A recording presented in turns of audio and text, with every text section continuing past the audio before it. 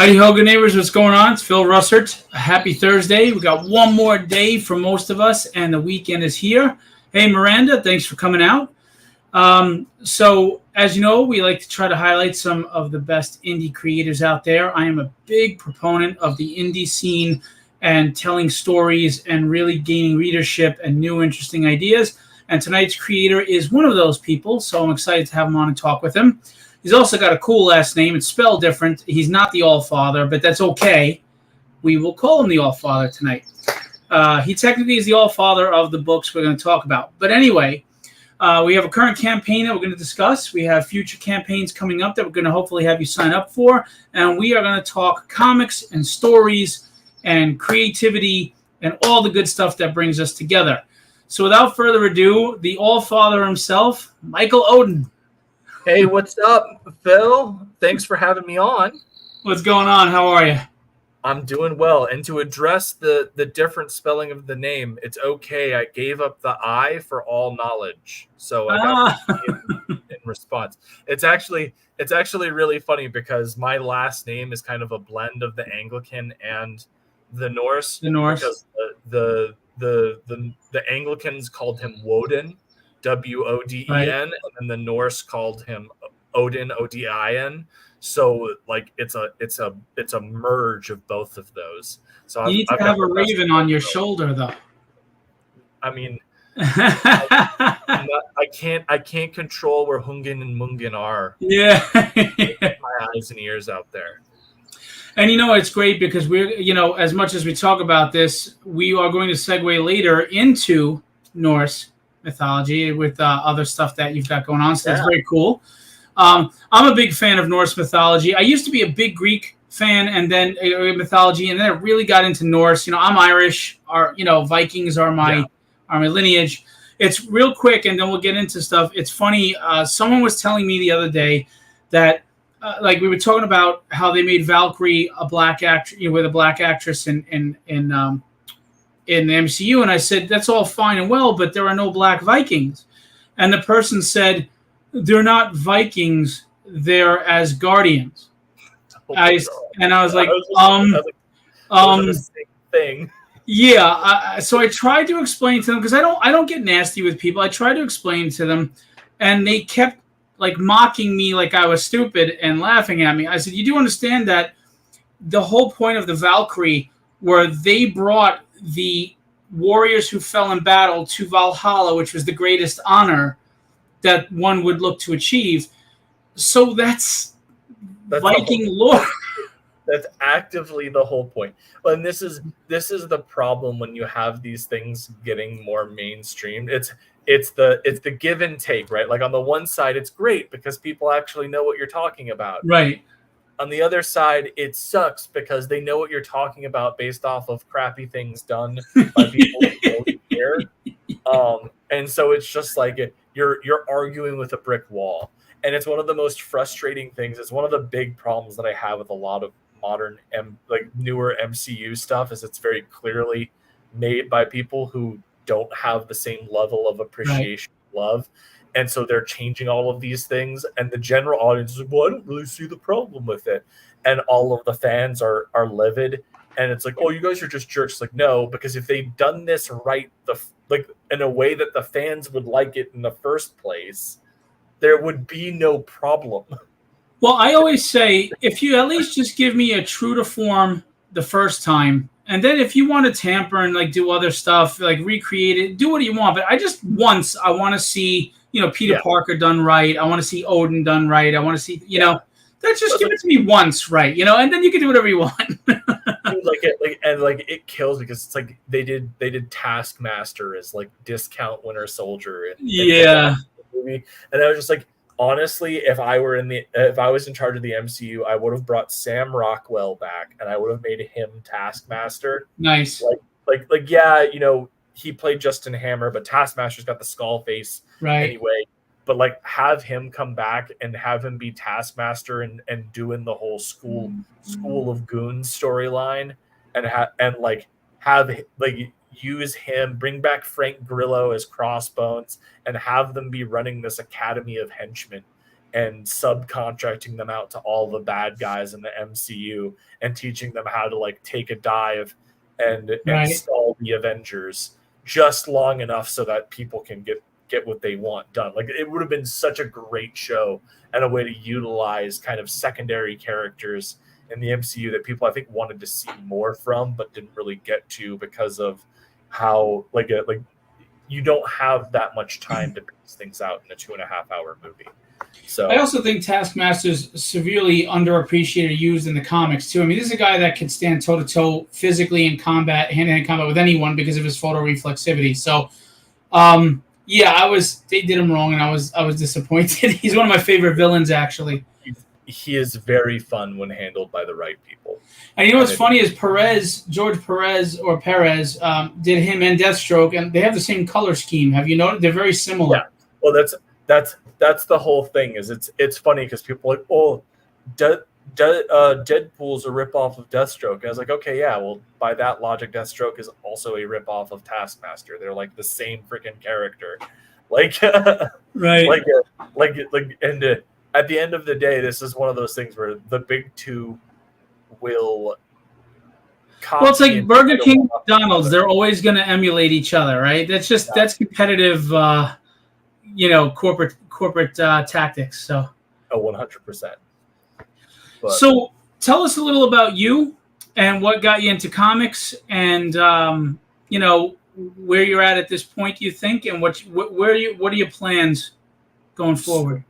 So my name is I'm obviously Michael Oden. We've already established that.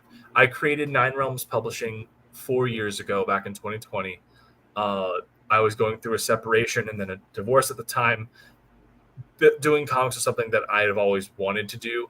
Prior to doing my own stuff, I had been working as a freelance industry journalist on the side of like what I was doing for like my main job, which at that time was working security. So I finally, around 2020 was when the crowdfunding phrase had kind of really started to pick up. And so I was like, you know what, screw it, I'm going to go for it. I had written my first comic script. I had a little bit of disposable income. I budgeted it out, and I started it as a way to kind of have a creative outlet for when I was dealing with what I was doing. And so I did my first book, Elysian Fields Issue 0, which we crowdfunded on Indiegogo. And your audio is kind of coming in and out a little bit. Is it? Okay, hold on one second. Sorry, yeah. Is that better? Yeah, I hear you clear now. You were kind of, some words were lower than others at the time. Okay. So like we crowdfunded Elysian Fields Issue 0, and we brought in by the time it fully closed, we were around 9K. Nice. And so then I did the immediate follow-up to that, Elysian Fields Pyramid Gambit, which did not technically brought in comparable, but it was a bigger book and it was way more expensive, and I lost a lot of money, and I was pretty sure I was going to stop doing comics at that point because it was just like a huge gut punch. But you don't. We don't. Well, so what ended up happening was I had the idea for The Embrace, which is obviously what brings us here today, is the second installment of that. And so I had the idea for The Embrace. Things at that point, I have a 6-year-old kid. He's 6 now. Back then he was like 2, 3. And custody, the issue of custody started to become contentious. And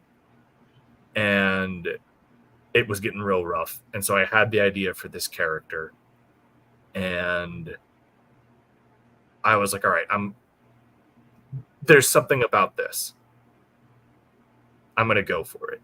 And I did. And we raised $15K on Indiegogo. Fantastic. And reached a global audience. I think we got like 10, 15 countries outside of the United States. Nice. People back the book. It was an incredibly humbling experience. The design of the characters, like I'm not one of those people that's going to go and like be a braggart, but I do think the Embrace has an iconic design. It's strong, it's recognizable, But it's different.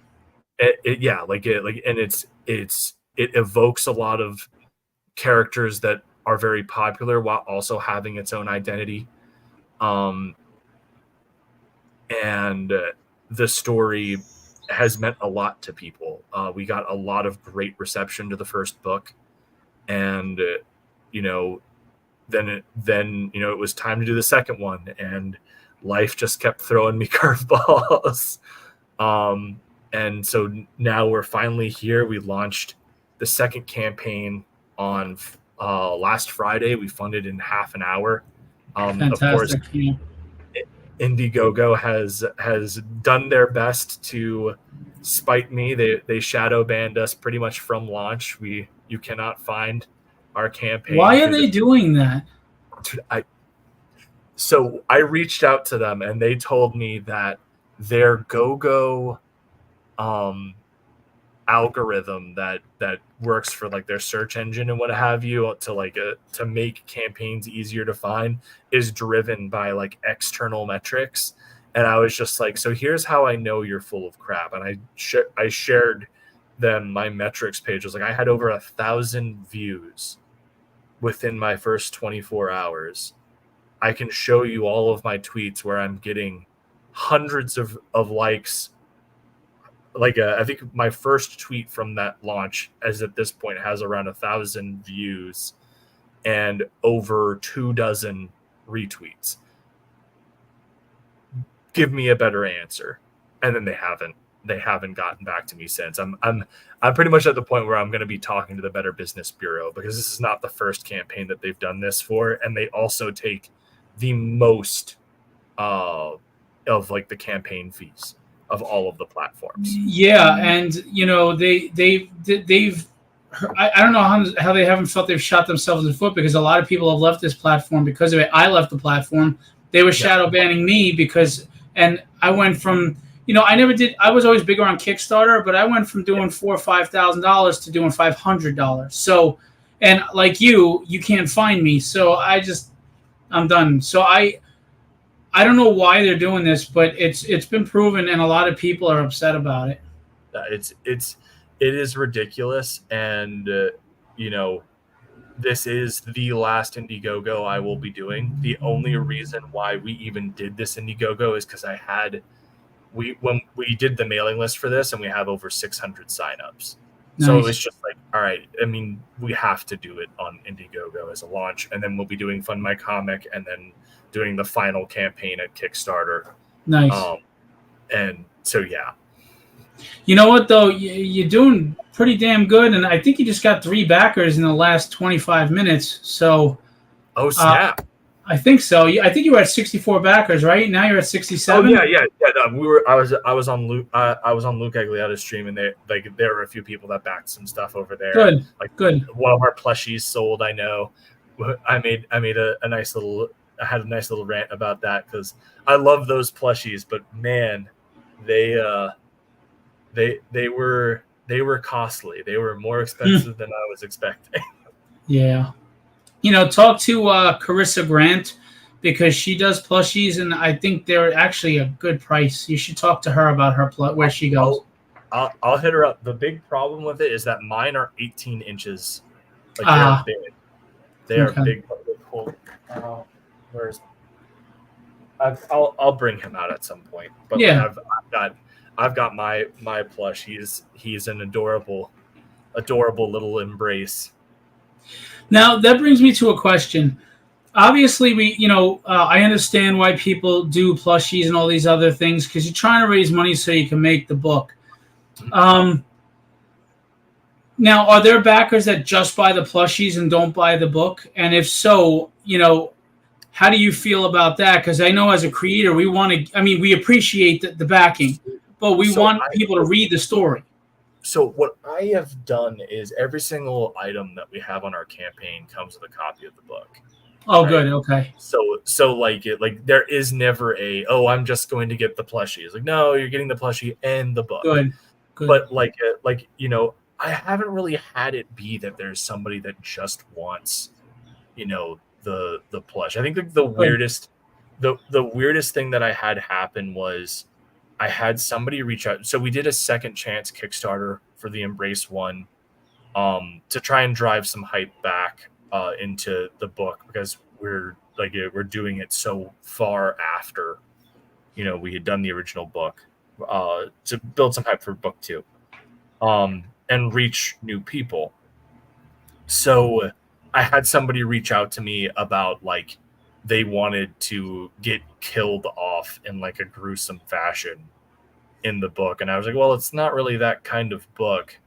I mean, we could probably figure something out, but like it's not going to be what you like this, like the Embrace isn't like what this person wanted was effectively like a gore porn death, and I was just like, that's not what this book is. Like the most I could do is this, and it didn't seem like they were interested in the story at all. They just they wanted another What book an in there interesting request. where they just get slaughtered on a page, and I was just like, I told them what I would be able to do and how much it would be, and they were like, yeah, no, that's not what that's not what I'm looking to do. And that's the weirdest thing that I have had. But like most people, especially with the Embrace, I think the story really connects with people. You've got this story of a father who lost his son, and in this moment of desperation is about to take his own life when his son's ghost comes back and stops him and shows him the truth about what happened. And when they come to from this like hug, the father has transformed into this superhero, and the suit is powered by his son's ghost. And so they're going out to bring, David, the son. They're bringing the son's killers to justice, and that I think speaks to people. Absolutely. I think stories are one of the few things that, since the dawn of time, that could be considered a universal unifier. It doesn't matter where you are or what period of time. If you're walking at night and you walk by a campfire and you hear someone telling a story, you're going to stop and listen, even if it's only for a couple of seconds, to see if it's something you're interested in. Right. Stories are a connective tissue for us as human beings. And I think that the Embrace has a story that resonates with people on a specific level. And that's what we want with good storytelling, right? Is characters that protagonists we can relate to, because then you have an empathy, right? When they struggle, you feel it, you struggle with them, and when they're triumphant and victorious, you feel victorious with them, Oh, 100%. And I mean that's part of the journey, right? Is like you've got to make sure that the character has those moments where they triumph and has those moments where they fall, with the Embrace too. Like the Embrace one, I think that one of the big things that surprised people with the Embrace one was just how lighthearted it is. Like the first 10 pages are emotionally gut-wrenching. But then once the Embrace becomes the focal point of the book, you have the back and forth between Clarence and David, and it's very uplifting and very funny, because you've got this father-son duo, and they act like a father and son would. But like the Embrace 2, you still get some of that, but like this is our Empire Strikes Back. So like at the end of the day, he's like the Embrace is going to be getting a slice of humble pie in this book. He has to. It's not interesting if your hero just wins all the time and doesn't struggle. I agree. I'm a big proponent of that. I can't root for you if it all comes easy. Yeah. Absolutely. I'm actually going to put up the campaign because you have a very, very scary, gruesome looking villain here. Yeah, we do. And the work, the art, I backed the first one and I got the Jim O'Reilly foil cover. Such a good cover. Jim Yes. crushed that, and then Sigmund Torre's colors. It was a chef's kiss. It's very hard to like it. That was one of the most difficult parts about this campaign, was putting together variant covers that could at least match what we did in the first book. Right. Because it looks like you did. Yeah. So here's the Embrace 2. They're at $5,786 with 67 backers with 24 days left. You've, like you said, you funded in a half hour. Congratulations. Thank you. And we're going to go through the campaign, and Michael's going to kind of talk us through. I mean, we got a little bit of an idea of the story here. But as I go through, tell us, about your team and about the artwork, etc. I mean, that's a beautiful cover. Look at that. Yeah. So this is actually an original composition done completely traditionally by Dean James, the series artist. It's done with Copics, watercolor, all sorts, like you name it. He went ham on this piece, and it is gorgeous. Completely original composition, which we really wanted to do, because in the first book, his main cover we did in homage to the Death in the Family cover for Batman. And I thought that it was very fitting for that first book. But for the second book, I really wanted Dean to showcase his growth, because the first book was Dean's first comic ever. Oh, wow. Yeah. So like, he's come an incredibly long way since that first book. And we even got a new colorist on the second book, because like, when we were initially planning on having the campaign and everything, the original colorist, Paul Billick, is from the Ukraine, and everything was going on over there, and we weren't really able to keep in steady contact with him, and couldn't really meet deadlines and stuff like that. So it was just a thing of, unfortunately, we couldn't continue to work with him. It was unfortunate, but it ended up lucking out, because as much as I like Paul's colors, Eugene Bedevou, the replacement that we have, his color work on Dean's lines are something special. Like, it's a very big trade up. Nice. It's always great when you get that good team that works together and fits each other well, isn't it? Yeah. Well, I mean, I think that pretty much this double page spread illustrates my point pretty. And this is a 57-page book. Yeah. So that's a big book. 56 pages of story. Okay. That's a big book. Yeah. Like the first book was 48 pages from cover to cover. This is 56 pages of story. So realistically, you're looking at like 64 pages or thereabout, right? Nice. Yeah, 64 sounds right. Yeah, man, these pages look beautiful. That's fantastic. Of course, we get a sample of your writing as well, and the art. Professional looking book, man. That's all you can ask for in the indie community. I love to see indie books that, they're challenging the professional level. They're saying, listen, what I put out there needs to look this way.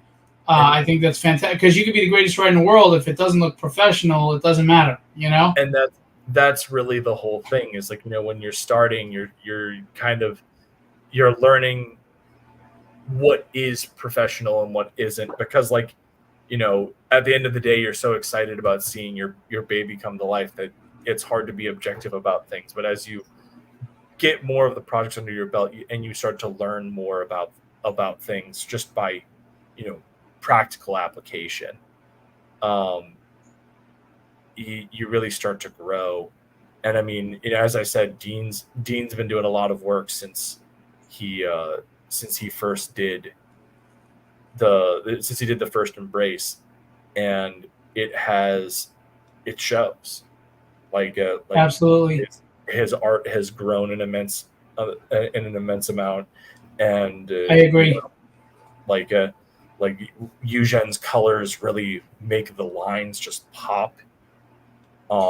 See, that's the thing is people have to understand. I mean, colorists, a good colorist is doesn't muddy up the lines, doesn't they know where to throw the shadow and where the shade and where the lighting is and where they accentuate the line art, not take away from it.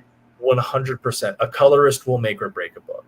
Mm-hmm. It's one of colorists and letterers are like some of the unsung heroes of this community, because bad color work can ruin good lines, and bad lettering makes a book ruins a book. If they're the two things that I feel like most people when you think about it, well, that's not that big of a deal, except it is. It is like the biggest deal. And I'm fortunate that my letterer is SK. He does a bunch of stuff throughout the indie community. Fantastic letterer, also fantastic creator. He does his own books and they're great. And then we've got Eugen Bedevu, who I found because he was coloring some of Dan Dahl's work over on Lost Pages too, and I mean his colors were great, and the way that he pairs with Dean is something special. Very cool. And there's the main cover you said. Yep, this is our main cover, which so for our stretch goals on this, we have gone away from tchotchke. I have gone away from tchotchke-based stretch goals, and so the stretch goals are all being invested into the quality of the book. So our first stretch goal that we hit at 4,500 turns this cover into a UV spot gloss. Oh wow, awesome! So that's awesome. I do want to say hi real to the people in the chat, because I see we've got some people. Yeah, we got Greg and Raphael, Miranda, and DM Ray. Yeah.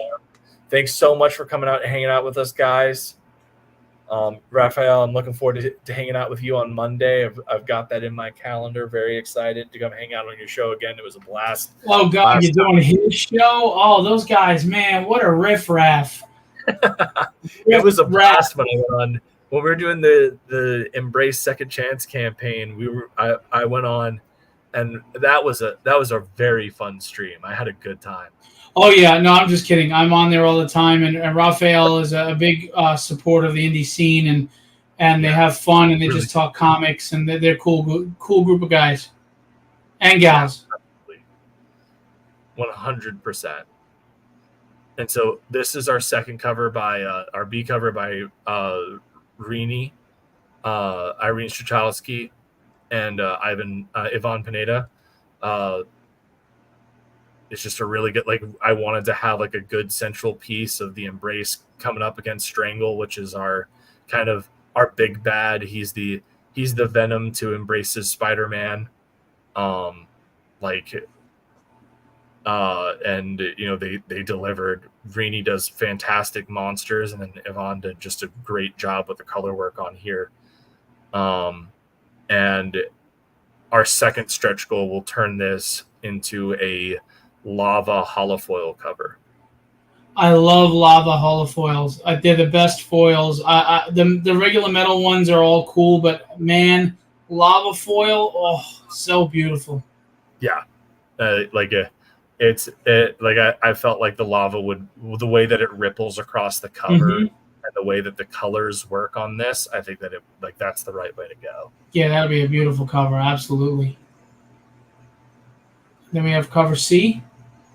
Yep. So this one's done by Ira Macias, who was who did Spider-Man Last Hunt and Avery Ferdinand.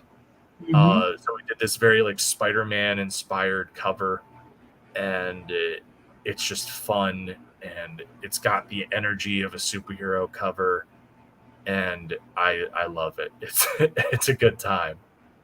It's great. The energy's there. Excuse me. I'm sorry. No worries. Cover D. Bancroft. So we got Michael Bancroft, who did the Lucent. This is the only Bancroft cover outside of the Lucent that he has ever done, and might ever, and maybe ever will do.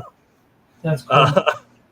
But it was a very fun time working with him. If you know Michael and have seen his progress from the Lucent one, he used to get a lot of guff for drawing very bad hands, specifically the ginger root hand. And so we did this all the hands cover, and we also have hidden in here is the ginger root hand. So it's like a little Where's Waldo situation. That's cool. I like that. I like stuff like that. And so like these past two covers, they also are obviously in our stretch goal things. And so if we hit the stretch goal for the Eater Macias one, it becomes a silver holofoil, because I think that it would really pop with that silver metallic.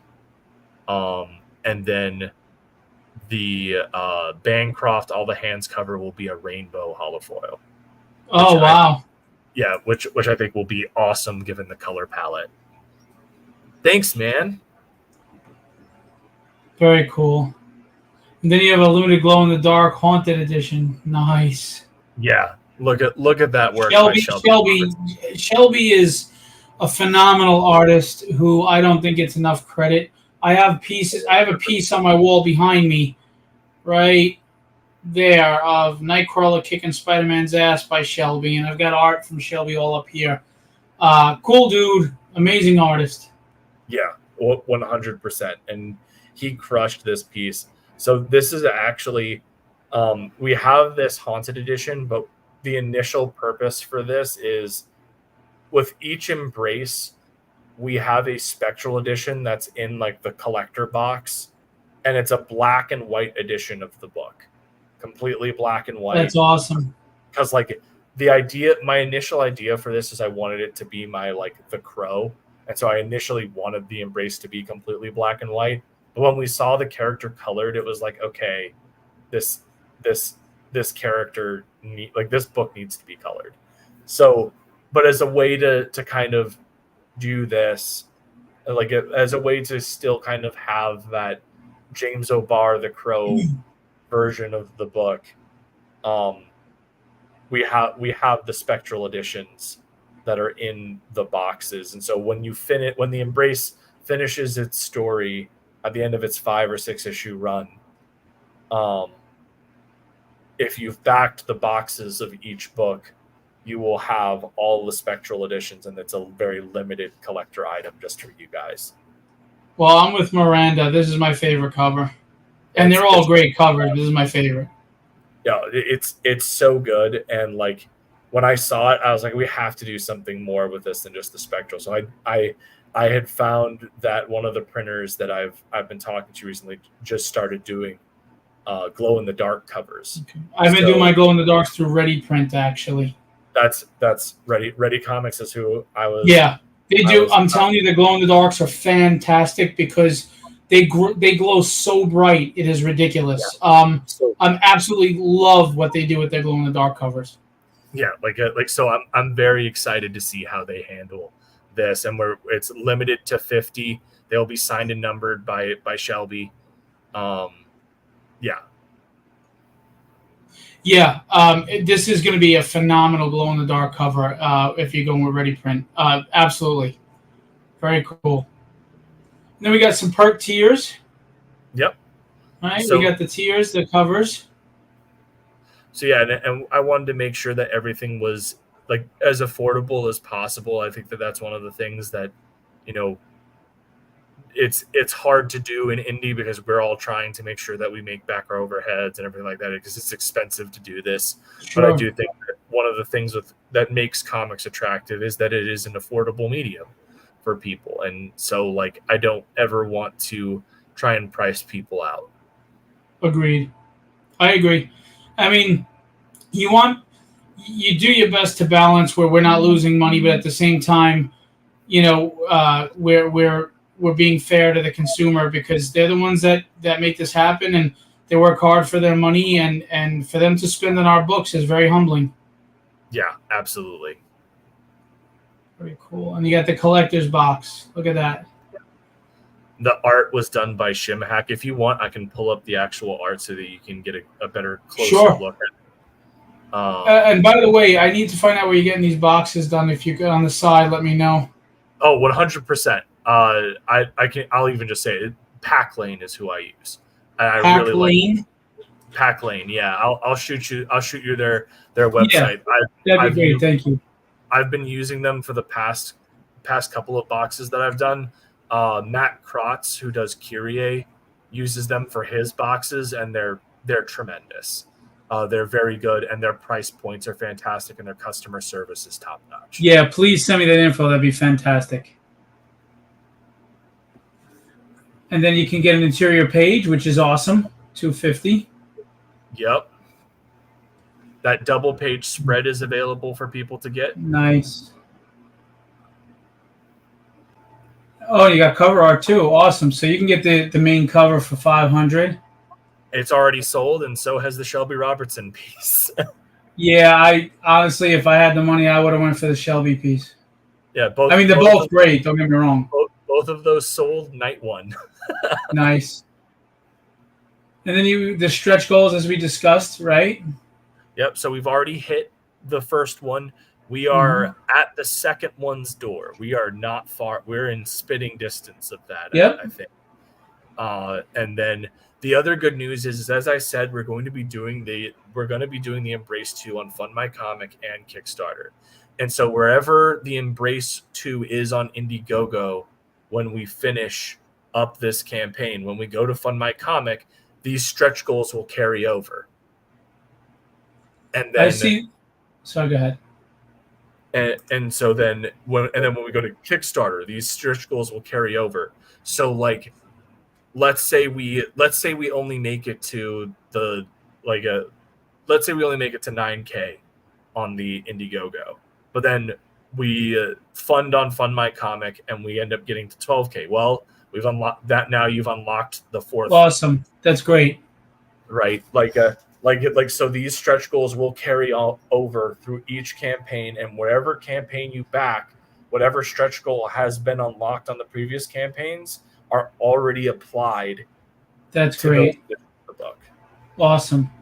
By the way, I see there's a standee here in this collector box. Yeah, I actually have one of the standees here. Yeah, show us. That'd be great.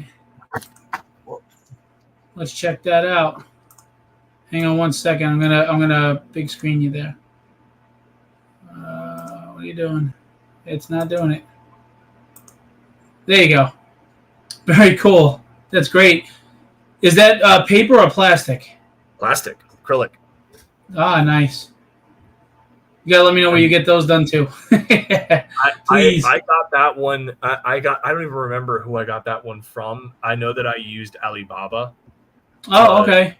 To find somebody, but I think that there's actually somebody that's better with it. I know Rini has a contact that she uses, and I'm gonna probably talk to her about it because they're very, like, her acrylic standees are phenomenal.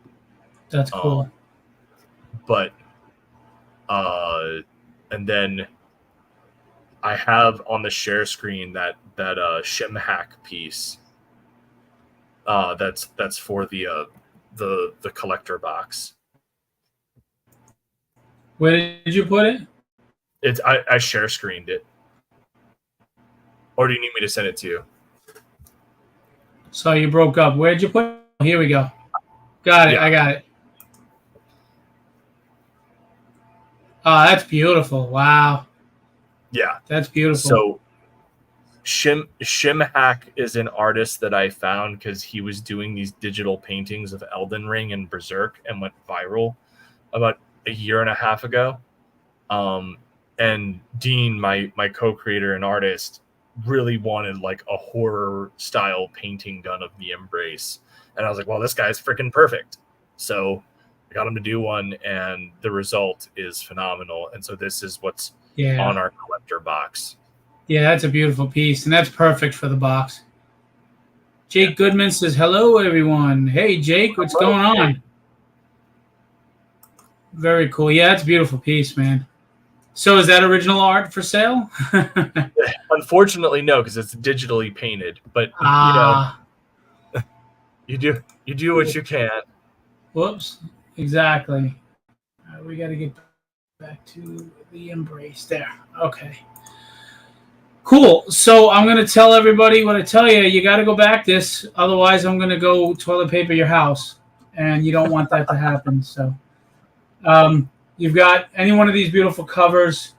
That haunted edition, limited. That's awesome. Or the collector box. Or if you like art. I mean, it's beautiful. Awesome tiers. I should also note that these are the haunted editions. This is the cheapest that they are going to be, because as we go through each of these campaigns and the more of them sell, the less available that they become. So you get a like this is like they're at 50 right now.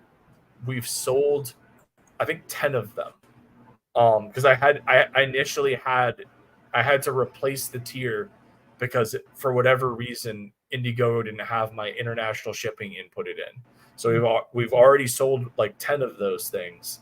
And so as it goes on, they will get more like when we go to Fund My Comic and Kickstarter, they will get more expensive. So if you want that cover at the cheapest price it's ever going to be, now is the time to back. And plus you can get plushies. You can get a catch-up tier if you missed the Embrace, the first one. You can get both. That's awesome.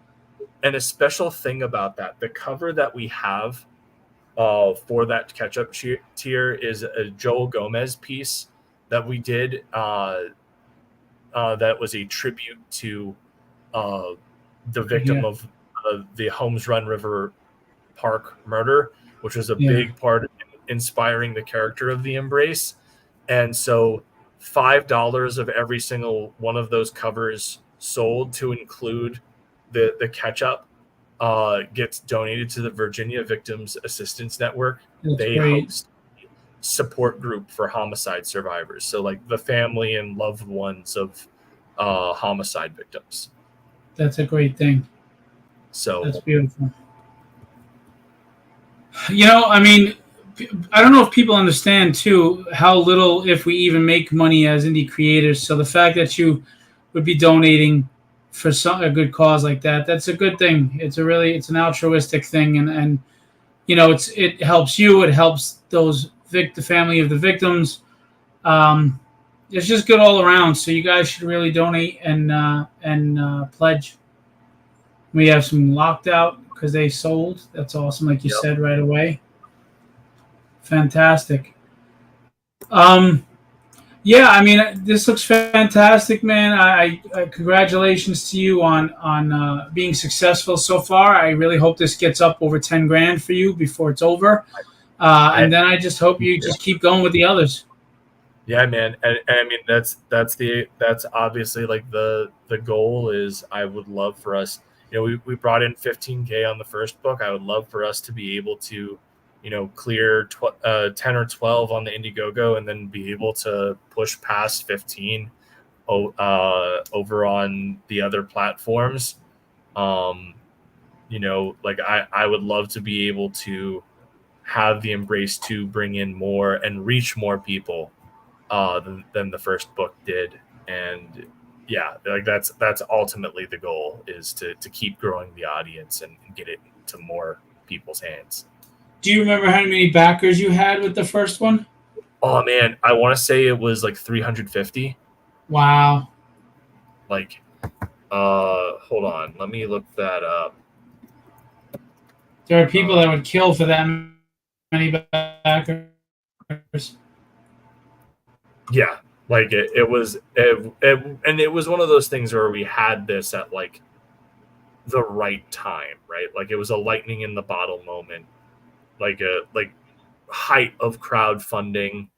There were like tons of promotional streams to go on, like literally everything that could go, and it was the right concept. So we had 266 backers by the official count by Indiegogo, but that's probably off by 30, because they don't count people that back like multiple times and what have you. Right. That's awesome. So now the Embrace 2 is doing really well, and you're going to be going on onto other platforms with it, obviously. But you do have other stuff going on too. For example, and just based on this banner, it looks, I mean, it's got me hooked. It's fantastic. We've got Oden. This looks fantastic. Sorry, hang on. There we go. You can sign up right now. Yeah, so and so to be clear, I didn't write this one. This was something that I ended up stumbling on because the artist was posting in a bunch of the history groups that I was following. And it was all French, like bande dessinée. And so I got in touch with them. I was like, are you guys planning on like translating it? Because like I was looking to get it, but like my French is a bit rusty. I didn't want to like get a French edition and just have it sit myself. And he was like, yeah, there's no plans to translate it into English. And I went, why the hell not? Right. Like, why on earth aren't you planning to translate this into English? It's gorgeous. And like, I can tell you right now, people in the States would buy the crap out of this. Yeah, this is gorgeous. It's hot. And this art is beautiful. And and so he put me in touch with his publisher, and I offered to do it. And so I am translating this book for them. They're hosting this, and you know, like I can tell you this right now: the book is 144 pages. It's 9.5 by 12.5 hardcover, and the physical book will cost you €25, which is 27 US. That's not bad at all. Wow.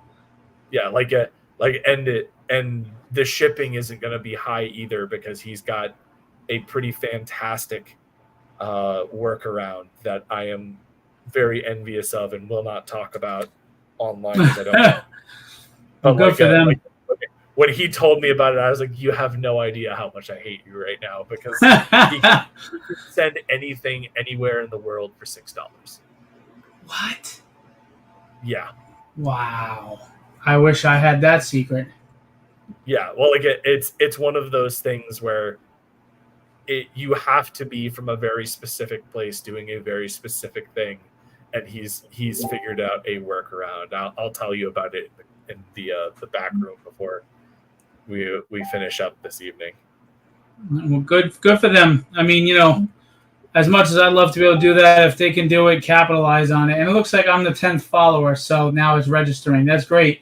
Yeah, I mean, you know, if a banner, I mean, obviously I'm into Norse mythology, like I told you, I love it. But when you see this banner and that hooks me, man, that's just, oof, that's gorgeous.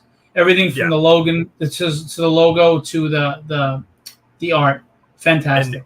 And so the artist of this book studied at Walt Disney Animation Studios in Europe, and then went on and like he has appeared as some of like the greatest current bande dessinée artists. But on top of that, he's a historical illustrator for like the 3 top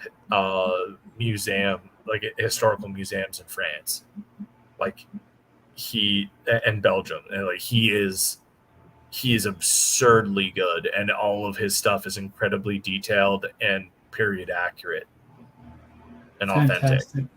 That's awesome. You know, people don't realize how much research goes into when you're doing certain cultures and time, you know, period pieces and stuff. So it's a lot. It's a lot. And, you know, real awesome writers do the research. 100%.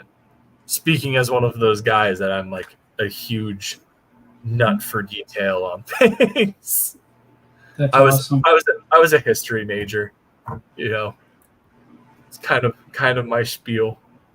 That's awesome. So Odin Seeds of Wars. When is it? Do we have a launch date on this, or we don't know yet? I don't think we have a specific one. I know it's going to launch in September. I'm going to be talking with the publisher about when exactly we're going to do the launch. But the publisher's like, look, I'm happy to be proven wrong. I don't think that the American market's going to do it because you guys do smaller books and this, that, the other. I'm like, you don't understand. The collector market over here will eat this up, and Norse mythology is hot right now. I can like it. This is definitely something that we can get you moving on. Absolutely. No, I'm glad they listened to you. They'd be foolish to miss this market. Yeah, Really foolish. This is going to be big. I think this thing is going to do well. Yeah, I agree, and I am literally like I have literally started translating this like in like a full capacity this week. They sent me the PDF last weekend, and I apologize for that siren, by the way. No, they're not coming for me. It's the firehouse that's actually a good half a mile away, but that is a very loud siren. So, I mean, it happens. But yeah, like I've been looking at I've been going through the PDF, and let me tell you, man, the art in here it's absurd. It's so freaking good. Yeah, if they market this well, I think this thing is going to do gangbusters. Yeah, like it's gonna take posting in the right books, going like I'm gonna go on shows and promote it. Like I am very very much an advocate for this thing, and obviously, I'm translating it, so I'm a part of the creative team now, which is really freaking cool. Awesome. Thank you, Kimberly. I got a private DM from Kimberly in regards to the standees. She said what you were talking about. She sent me the link. Yeah. So I don't know if she's still watching, but thank you so much. She's such a sweetheart. And Neff, her husband, is cool as hell. Oh, they're great people. I worked with Neff on Judex a while back, and that was an awesome. They're good people, and again, really solid indie publishers. Maverick was awesome, and they just. Yeah. I look forward to seeing more from them. Really good people. So Oden Seeds of Wars, guys, go sign up now. Even if you're not necessarily a Norse mythological fan, I mean, were you when you picked up Thor comics? You know what I mean? So, I mean, just it'll be fantastical. There will be battles, I'm sure, and glory and magic. If it's Odin, there's going to be a lot going on here. It'll be fantastic fantasy. So I'm on board for this for sure. Yeah, very cool. Which leads us to your other big project. Yeah, Elysian Fields. Yeah, so this is the complete creative overhaul and reboot of Elysian Fields. My first series that I did, like my first book was Elysian Fields issue 0. And so this is kind of, initially I wasn't going to really carry on with this series, but like I had been posting up the chapters on Webtoon, and I had gone and looked at it and was seeing the positive response. Like we had, over 100 followers. Our average rating per episode was 9.4 out of 10, and like we had several thousand reads. And so I was just like, okay, well, I've learned a lot since I've started, and so I went and I completely redid the script. I did a complete creative overhaul on like the art direction and everything, brought in like completely started from scratch with this, and it's pretty impressive. I don't like the art team that I've gotten is very special, and to kind of show off a little bit of this, I showed this page on a show earlier today, but like just look at this. This is Achilles' entrance into the new preview, into the new version of Elysian Fields. Oh wow! By the way, horses are one of the hardest things to draw too.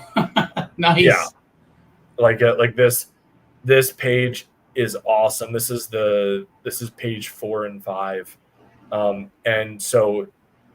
Another cool thing is if you signed up for the mailing list or you're a previous backer of anything Nine Realms Publishing, you guys should have gotten the secret link in the secret tier link for the Embrace 2 in your email. And on that secret perk tier, there is an add-on for $10 to get a 12-page preview of this book. Awesome. And so, yeah, that's like the really cool thing that we've done is you can get that, and the preview is pretty much done. We will be shipping that to you guys. That $10 covers the book, like the preview and your shipping. We will ship it to you guys in August or September. Nice. To hold you over while you wait for the Embrace 2. So if you've got that, make sure that you get that secret perk, you get that secret tier, and put this in as an add-on. You're not going to want to miss out. It's going to have its own exclusive cover that is going to be pretty sweet. Very cool. Man, you got some great stuff in the works. I'm very excited for you.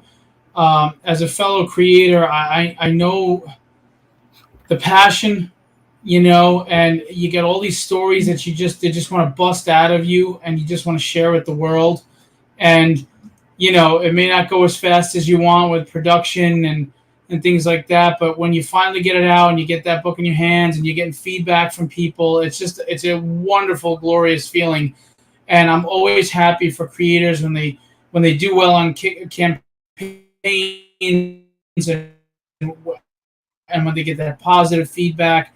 And I honestly think people like yourself are really important to the indie scene, because I've said it before, the indie scene unfortunately has shifted to focusing on NSFW and like just variant covers and things like that aren't really promoting readership.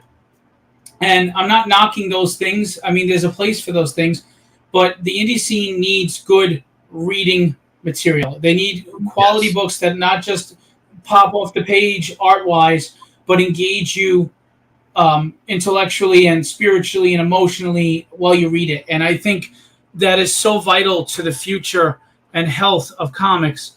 So I commend people like yourself. And I appreciate that. And I completely agree with you. I think that one of the biggest problems right now that indie faces is because of the crowdfund boom, there has been a super saturation of indie content that varies in quality all over the place. And so it's not enough to just have like cool covers that hook people in. You've got to have the story to back it up. You've got to have the interior art. You've got to have all of these things, because right now, if we want to be more competitive in the direct market and what have you, and have a chance of actually building a readership and expanding, we need to be able to compete with mainstream titles.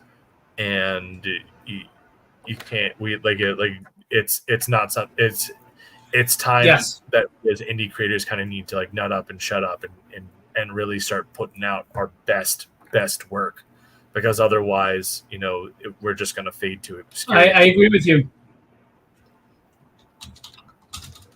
I agree with you. I had mentioned a while ago, I think the indie scene kind of dropped the ball where we had a big chance to make a big splash, when COVID happened, with great storytelling, original ideas, etc. And I think we kind of dropped the ball as a whole. And that's not casting aspersion on anybody specifically. I think we could have done more, and I agree. We didn't, that's a shame. I think that you're absolutely correct. I think that there was a chance for a full-on indie comics-led renaissance of comics, where we could have made a actual change to how things were being done, and it required people to like kind of step up and do specific things, and I don't think anybody wanted to take on that responsibility. And so now we're just at this point where like kind of crowdfunding. Well, look, it's tough because everybody knows that. Well, it is tough because I get it. It's hard to sell a book when you're not mainstream. And people want to make money and they want to thrive. And look, sex is an easy sell. It's an easy dollar. Parodies, homages, celebrity likenesses. I get it. It's an easy buck. It's an easy way to make money and to thrive that way. So I don't begrudge that. But just factually speaking, again, no emotion attached. The problem is that stuff, as much as it makes money, and it does cycle money in the economy because you're hiring people to do those books, it doesn't grow readership. And I think that's for the health of everything. We need both, right? We need a mix of both, but we definitely need readers for this to continue. So absolutely. So, but on that note, I'm going to give you a minute because we're pretty much out of time. I'm going to put up the campaign, and I want you to take the floor and tell us why we want to back the Embrace. You want to back the Embrace because, as we just said, we want to promote good storytelling that is competitive with what we see in the mainstream, in the direct market. The Embrace has a story that connects everybody. It has art from up-and-coming talent that is really leveling up, and it's only going to keep getting better from here. And on top of that, it's a trusted creative team that gets books out to their people on time and is reliable, which is something that in crowdfunding is not always a thing. So I think that between the quality of the art, the quality of the storytelling, and what have you, like this is a project you want to support. And you're even giving to a good cause, especially if you missed the first book and you're trying to do the catch-up tier. You're going to be supporting the Virginia Victims Assistance Network. So there's all sorts of reasons to back this campaign, from the beautiful different variant covers to the fantastic interior art to the emotionally driven story of a father navigating through his process of grief and loss and trying to find justice with alongside the ghost of his son as they act as a superhero duo. There's really no way to go wrong on this campaign. Yeah, and I don't know Dean, but please tell him I said he leveled up and his interiors are looking fantastic. I will. Yeah, so this is everything. The perks, guys. Just go to Indiegogo. Michael is going to drop the link in the chat right now to go to Indiegogo, and then he'll drop the links to the other two projects to sign up. Again, I'm just going to say this: if you're looking for something new and fresh to read, I mean, even if you're loving what DC and Marvel are putting out, but it's always good to have something new and interesting and different, a new hero to follow and enjoy and look forward to, then go check out the indie scene, and specifically right here at the Embrace 2, and catch up with Embrace 1, and Elysian Fields and Oden and all these great indie books that give you something new or a new take on something. There's enough in your box, in your comic box, for all of it. And if you are tired of Marvel and DC, this is definitely the place to go, because there's no corporate shareholders calling the shots. There's no message. It's just writing quality stories from the heart with passion and characters you can relate to, root for, cry with. And that's like the heart of every story that we hold and cherish. So go to, support indie books that put out professional quality like Michael's. Thanks, bro. So on that note, it was great having you on, man. I appreciate it. It's my first time meeting you in person. Yeah. I think we've talked on comments and had messenger chats and everything for the past couple of years. It's kind of crazy that it's taken this long, because Tragedy was just starting up around the same time that I was doing the Embrace 1. I mean, you've got a gorgeous book over there. I mean, well, thank you. Jim O'Reilly has done some fantastic work for you over there. He did a nice cover for me too. Yeah, he's a very, very talented artist, absolutely. And he does clay statues that are awesome. And I remember the first time I met Jim O'Reilly, he just did a pinup for me. I wanted to hire him, and he was like, all right, how about like $5? And I was like, okay, it's like 500. He's like, no, $5. And I was like, yeah, that's Jim. It was he's such a good dude, fantastic artist, and a real joy to work with. Absolutely, and he's really one of those underrated. He doesn't get enough attention for his ability to not just draw a beautiful cover, but he really does great interior work too. So he's really talented. I remember when he was doing that Mojo Rising book, the interiors on that were insane. Yeah, it's a shame they didn't go with his book. I think it was a mistake on their part, but it is what it is. They didn't even put out the second book that they didn't fulfill that campaign, by the way, so I don't know what's going on. You're joking. Nope. I backed that campaign, and it's been 4 years now, and they never fulfilled it, and everybody's money was lost, but it is what it is. But yeah, Jim was working on the origin story, and his interiors were fantastic, but they scrapped that for whatever reason, which I think was a mistake on their part. But yeah, he was doing some phenomenal work. So, yeah. But anyway, back with confidence with Michael and Nine Realms Publishing, because he's got successful campaigns under his belt. He fulfills quickly, and he fulfills as promised, which is always a concern for people. I get it. And the quality of the product is fantastic. I can't say enough. Like I said, I have the Embrace 1, and I got the Jim O'Reilly foil cover.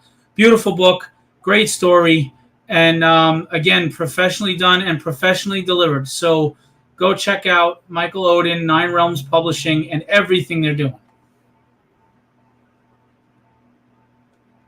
Michael, it was good meeting you face to face and talking with you, man. I wish you the best of success, and come on anytime you want to promote other stuff. Dude, it's been my pleasure. Thank you so much for having me on, and thank you for the kind words. And one last thing is, a lot of writers, as musicians, we write from our own personal experience, and sometimes the experience is pain.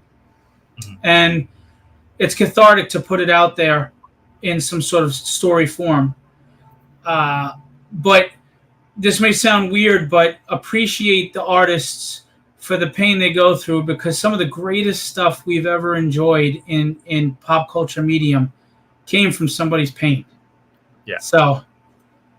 So anyway, always hoping for healing, always hoping for good outcomes for you with everything going on in your personal life, and of course, success with the publishing company, man. Thank you so much. Right back at you, bud. You have a good night. You the same. So that was Michael Oden, Nine Realms Publishing. You can find him on Facebook and Instagram and all over the place. You can go right now to the Indiegogo. Like I said, he dropped links in there to the Embrace 2. You can catch up. If you missed Embrace 1, please go get it. A lot of great perks on there. And just to remind you, you're not just supporting him, you're supporting all the people he hires, and you're supporting the families of the victims of homicides because of the charity donation that he's doing. So wonderful things going on with that campaign. Also, there's a sign-ups for the other Kickstarters. Oden looks fantastic. Elysian Fields, Reborn. He's basically revamped the whole thing. What was awesome already is going to be even more amazing now. So please sign up for those. It does help the algorithm for Kickstarter, for more people to see these campaigns.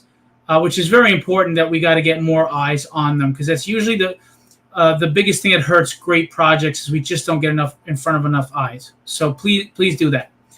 Lastly, I just want everybody to know with Philbo Publishing, I will be at Huracan on Saturday, and I will be at San Diego Comic-Con with a panel next week. Thursday night at 4 p.m. is the panel. I have to get more information for you. I don't know what room. I'll find out. We're doing a lot. And Night Issue 6 is going to go live in mid-August. And immediately after that is going to be Arcane Syndicate, which is another book I've written that I'm very proud of. And I just got a page while we were live from David River. The dude is just killing it.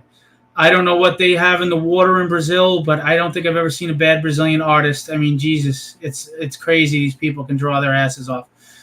Anyway, we appreciate all of your support. Every one of you that spends even $1 on our books, knowing that you're working hard at the jobs that you probably don't like, we appreciate you. We're grateful to you. Everybody that comes out, watches, supports, shares, likes, we do appreciate. And the Philippines. Yes, you are absolutely right, Michael. The Philippines also. I don't know what the hell is in the water. But anyway, I need to start drinking it. But we really appreciate all of you. I mean, if you don't have the money to back, but you're sharing or you're promoting, that's just awesome. Thank you. And if you don't have $20 for a book, there's always donation spots. You can donate $1, $2 to any campaign. Every dollar counts. Every dollar helps. All right? So I'm going to leave you with what I always leave you with. Be legendary and have fun storming the castle.